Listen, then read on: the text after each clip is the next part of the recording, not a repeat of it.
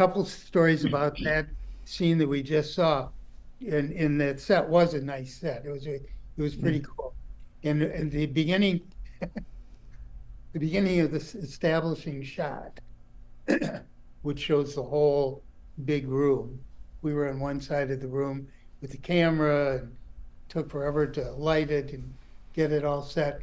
And my mom and David and Jerry's mom were sitting in a table way in the back of the room. And you see them later in the shot where Bell grabs onto the chandelier and he lands in front of two women, and and they sort of react to him dancing.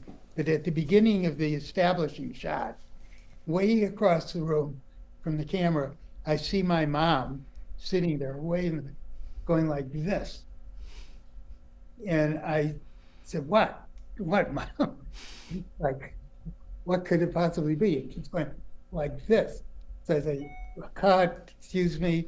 I go over to my mom, who's sitting at that table, and she said, I said, what's going on? She said, I don't have my eye makeup on. So she thought that we had to cut the shot and put her eye makeup on. So anyway, I think about that when I look at that big establishment. And it was a fabulous set. But as I say, those were some of the best filmmakers and technicians that we got to work with in London. Jim, I'm curious, do you see anybody kind of carrying the torch in the sense that, you know, I when I look back at slapstick and I see maybe it's beginnings in vaudeville and I think of Looney Tunes and I think of, you know, that expanding and evolving. Do you think anybody is doing anything like that today? What do you think is the demise of slapstick? I know there's filmmakers I know the Coen brothers are masters of subtlety, but do you think anybody is really doing it? What's going to be the fate of this genre of comedy? You know, that's a good question. I don't know. I mean, I don't, you know, could we get away with Airplane today or Top Secret today?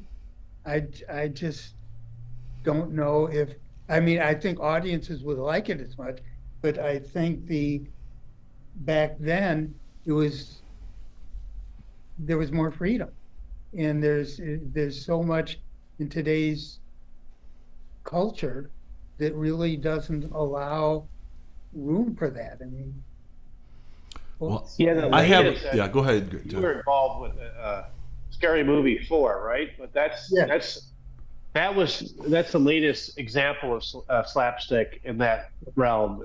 But I can. Still kind of a while back, though. I mean, it's been a few years since that. That was 2004, and lots happened. I worked on Scary Movie 3 was good. Scary Movie 4, I wasn't a particular fan of, and there hasn't been that kind of parody since, or it was successful. So it'll be interesting to see where the next generation of parody people get their material. Well, we need more of that because people are too uptight. Well, I have a theory along that line. Ready to explode. Yes, that is it. I think everyone is about ready to start laughing at the same time about all that repressed humor that they got building up. So I got a theory I want to run by you guys, and Jim in particular. All right, his question is, why is something funny? A lot of people think, and I want to know if you have a theory, but I want to tell a little story because I got to tell the story, which is super funny, probably the funniest thing that's ever happened in my life. And I was watching your movies the other day, and it kind of clicked. I go, I think this is why everything is funny. So when I got out of the hospital, my son got out of the hospital, my wife and I, we just came back from Nam or something. We were basket cases, okay? And so we had, as you knew, Jim, in your story, when you get out of the hospital, you're just like, what happened? We're free, but we don't feel free. And it was Mother's Day or something. And all the family had us come together, my mom, my sister, everyone, and all of her friends and all of the kids. And there's this long table, and it's the first time we were out doing anything after we got out of that horror story. And my wife and I are at the end of the table with my son David, and he has a G-tube. And so you have this syringe, okay? And when the kid burps laying down, you got to take the gas out of the stomach. And it comes out with stomach juice, partially digested food, and a lot of gas. And you pull it back down, and you take the air out, and you push it back up the fluid, and you put that back in the stomach. And so my wife is doing this at the table, and the family, of course, is looking away because they've never seen anything like this before. And they're talking about amongst themselves. And there's something that happens. Sometimes the fluid gets past the bubble and it squirts out. And we're at the dinner table at the restaurant, and it squirted out all the way across the table, across all of our family and friends. And my wife turns to me in horror and goes, "Oh my God." And when we realized nobody could see it, we just started laughing for the first time in a year and a half. And we were rolling, our tears were coming out of our eyes, and all our family turns around and looked at us like we're crazy, and they're like, "Oh, they're finally laughing again." And we're going, "Yeah, because there's your food right now." And I kind of thought about that, and it went on. We laughed the entire night, first time in a year and a half, and it clicked to me, why do they laugh? It might be a coping mechanism for things that shouldn't happen. So some people say things are funny because they're true, but plants produce chlorophyll. That's true, but it's not funny. But when it's something that shouldn't happen, I wonder if it's like a safety mechanism of the brain just to laugh at the things that. And I shouldn't have said that because my wife's going to kill me when she watches this, because we never told anyone about it. We still laugh today about it because it was so wrong. It's so. You never told those people. We never told anyone. So sorry, hon. She's going to come in the room right now with the bat. Somebody's going to come after you. I know. It was all our family. And after a while, they were insisting that we tell them what was so funny. And we're like, "No, we're not telling." Nobody said, "I wonder if there's a leak in the room." Nobody felt it at all, which made it all the funnier. But it's something that shouldn't have happened. But that's what made it all the funnier. It's the funniest thing that's ever happened in my life. And I wonder if the world's going to explode right now from all this repressed humor of things they want to be laughing about, but they can't. So what do you think about that? So things that shouldn't happen.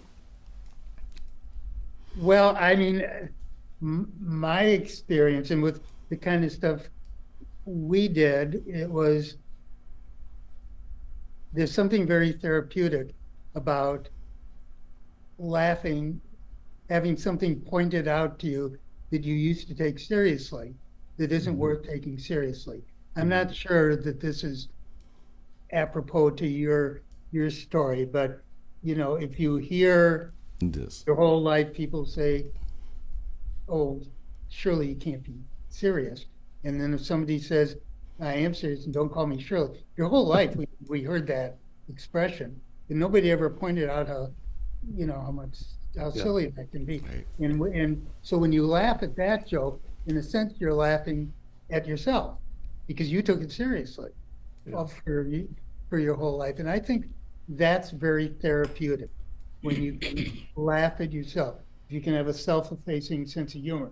I think a little bit that the reason, especially Airplane, was successful is because, Leslie Nielsen and Robert Stack and Peter Graves were laughing at themselves, at their own careers.